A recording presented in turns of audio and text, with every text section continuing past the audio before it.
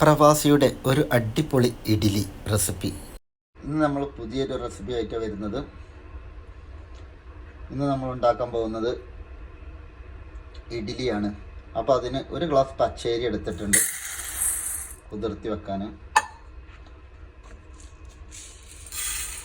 അതേ ഗ്ലാസ്സിൽ ഒരര ഗ്ലാസ് ഉഴുന്ന് അത് വേറെ പാത്രത്തിലേക്ക് മാറ്റുന്നുണ്ട്. അതിലേക്ക് നമ്മൾ ഒരു ചെറിയ സ്പൂണിൽ ഉലുവ, അത് ഉഴുന്നിലാണ് ഇട്ട് കൊടുക്കുന്നത്. അപ്പോൾ അത് നമ്മൾ ഒരു 4 മണിക്കൂർ സ്റ്റോക്ക് ചെയ്യാൻ വെക്കുകയാണ്, വെള്ളം പറഞ്ഞ്.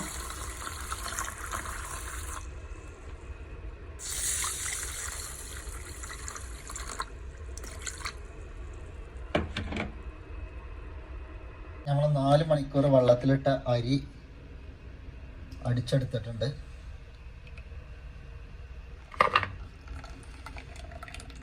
ഉഴുന്നും ഉലുവയും വേറെ ഇട്ടിരുന്ന വെള്ളത്തിൽ 4 മണിക്കൂർ, അതും നമ്മൾ മിക്സിയിലിട്ട് അരച്ചെടുക്കുകയാണ്. കുറച്ച് വളരെ ലേശം വെള്ളം മതി. നല്ല ഗ്രേവി ആയിട്ട് അടിച്ചെടുത്തിട്ടുണ്ട്. ഇനി അത് ഇതിലേക്ക് ആഡ് ചെയ്യാണ്.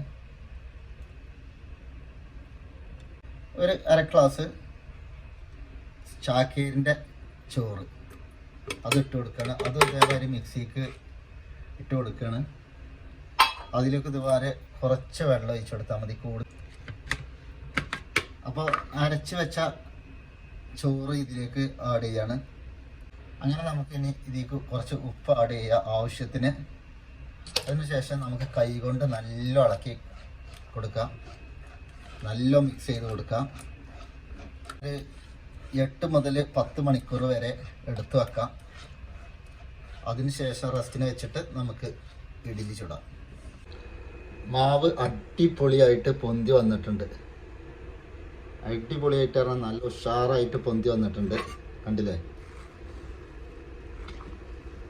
ഇഡ്ഡലിക്ക് മാവ് ഇങ്ങനെ പൊന്തി വരണം, അപ്പോഴാണ് ഇഡ്ഡലി നല്ല സോഫ്റ്റും ഒക്കെ ആവുള്ളൂ.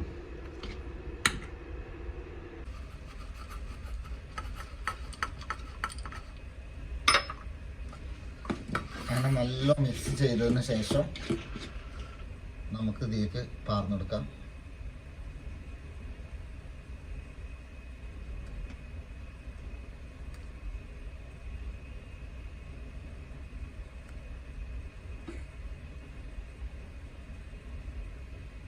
ഇഡ്ഡലി ചെമ്പിലേക്ക് വെച്ച് കൊടുക്കുക. ഇത് അങ്ങനെ ഇഡ്ഡലി ബന്ധു. ഇനി നമുക്കൊരു പാത്രത്തേക്ക് അത് മാറ്റി വെക്കാം. ഒരു ചെറുതായിട്ടൊന്ന് ചൂടാറിയതിന് ശേഷമേ അത് പാത്രത്തിൽ നിന്ന് എടുക്കാൻ പറ്റുള്ളൂ. നല്ല ഉഷാറായിട്ട് കിട്ടും. അപ്പോൾ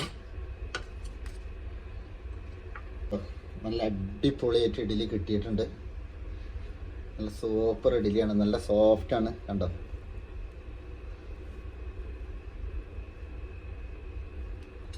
അടിപൊളി സോഫ്റ്റാണ്, കണ്ടോ? സൂപ്പറായിട്ട് ബന്ധ് നല്ല സോഫ്റ്റ് ഇഡ്ഡലി കിട്ടിയിട്ടുണ്ട്.